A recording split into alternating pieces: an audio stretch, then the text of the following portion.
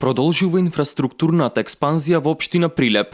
Во моментот, во полнек се градежните активности и изградбата на новиот канализацијски систем во Прилеп, кој се гради со финансиски средства од ИПА фондовите, со 30% учество на владата на Република Македонија.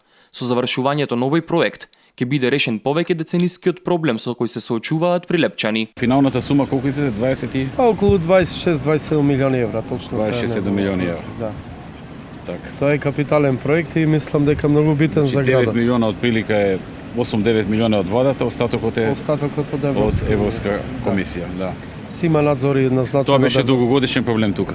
Па долгогодишен, децениски проблем од како постои градот, голем проблем.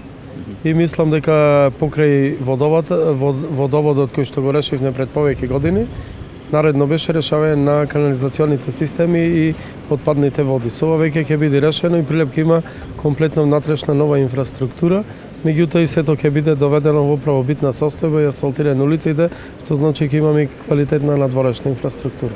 Според финансиската конструкција, проектот за изградба на нов канализацијски систем е највреден од сите проекти кои ги имаат добиено градовите во Република Македонија од ИПА фондовите. Кога ќе се заврши? Треба крајот на 2017 година да биде завршен проектот комплетно. Крај на 2017. Крај на 2017 година. Подизведувачите обично се македонски фирми.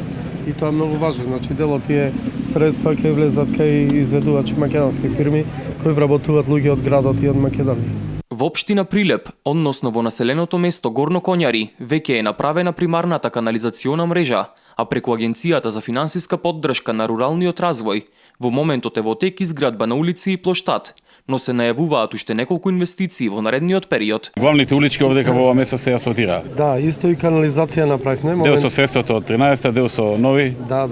Так. Новиот повик што беше Од новиот повик. Да, значи средства користи Маријан за рурален развој. Некаде во вредност од околу повеќе од 30 милиони денари имаше искористено. Да, повеќе од 30 милиони денари. Да. И ги насочивме тука во ова населено место бидејќи најголема инфраструктура има по метража.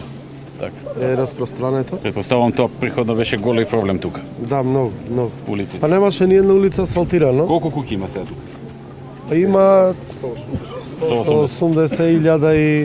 1300-1400 жители е населеното место. Годинава приоритет во населеното место Горно Коњари ќе биде изградбата на градинка, зашто општината веќе има обезбедено финансиски средства.